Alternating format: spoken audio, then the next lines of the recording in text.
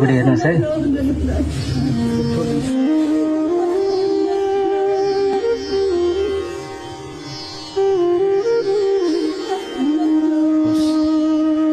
अब यो हेर्नुहोस् घर अगाडि बनाइदिनु भयो बिना पैसामा। हजुर शरणको उसमा सबै राम्रो बनाइदिनु भयो, एकदम खुसी छु। यस्तो मेहर पाउँदैन फेरि फेरि। हजुर हाम्रो जिन्दगीभरि चाहिँ यही मेहर भइराखोस् भन्ने छ क्या मेरो मनमा चाहिँ।